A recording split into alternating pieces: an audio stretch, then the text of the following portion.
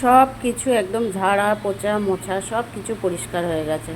Hello everyone, সবাই কেমন আছে? আশা করি সবাই খুব ভালো আছে। দেখো আজকের ব্লগ ভিডিও নিয়ে চলে এসেছি তোমাদের মাঝে। দেখো আজকে কি করব, সমস্ত কিছু করে কাজবাজ সেরে সমস্ত কিছু পরিষ্কার হয়ে গেছে, রান্নাবান্না সেরে দেও। আমি আজকে কি রান্না করবো সেটা অবশ্যই তোমাদেরকে দেখাবো, তো চটপট দেখে নাও আর কেউ স্কিপ করে চলে যেও না।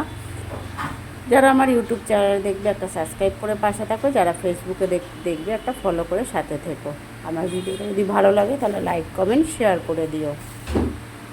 তো দেখো এখানে হচ্ছে সকালবেলা নিয়ে বসে পড়েছি আমার লালা বাবা, এটা আমার সোনা বাবা, বুঝেছো। চাল বের করে নিয়েছি হাঁড়িতে, এখানে দুধ নিয়ে নিয়েছি। এখানে দেখো আমার বাচ্চারা বসে আছে, কিছু বাসনও মাজা হয়ে গেছে, সমস্ত কাজ প্রায় হয়ে গেছে, বাসি কাজ সেরে নিয়েছে। আর ওদিকে কিন্তু আজকের এখনও অবধি বাজার ঢোকেনি বাড়িতে। আজকে সকালে ঝিরিঝিরি বৃষ্টি পড়ছিল বলে বাজারে যেতেও দেরি হয়ে গেছে।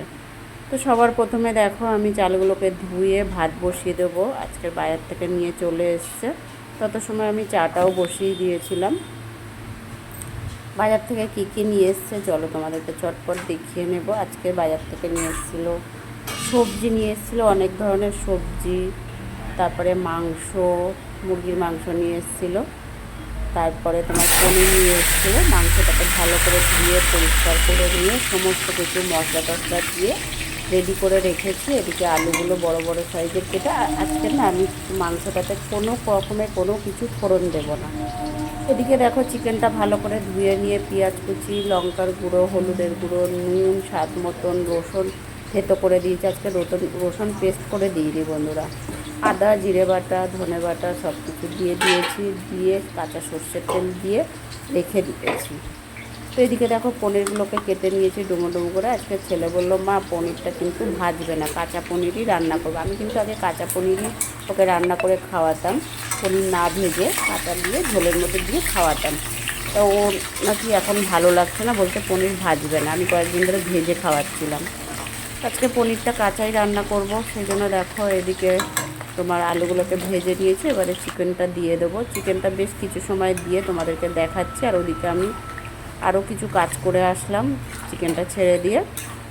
আজকে কিন্তু চিকেনে কোনো রকমের ফোড়ন দিইনি আমি, কিন্তু আজকে চিকেনটা এত ভালো টেস্ট হয়েছিল, এত ভালো। আমি না তোমাদেরকে দেখাতে পারি না যে আমার বাড়ির লোক খাচ্ছে, তোমাদেরকে দেখাচ্ছি। এই ভিডিওটা আমি করতে পারি না এর জন্য, যেহেতু আমি কাজবাজ সেরে রান্নাবান্না সেরে আমি অল্প একটু খাবার খেয়েই মাত্র বাইরে বেরিয়ে পড়ি, আমাকে কাজে চলে আসতে হয়, থাকি না, তো সেই জন্য তোমাদেরকে দেখাতে পারি না। আর ওরা বললো, ফোন করেও বলেছে চিকেনটা আজকে দারুণ টেস্ট হয়েছিল। আমিও নিজেও খেয়েছিলাম, ভালো লেগেছিলো।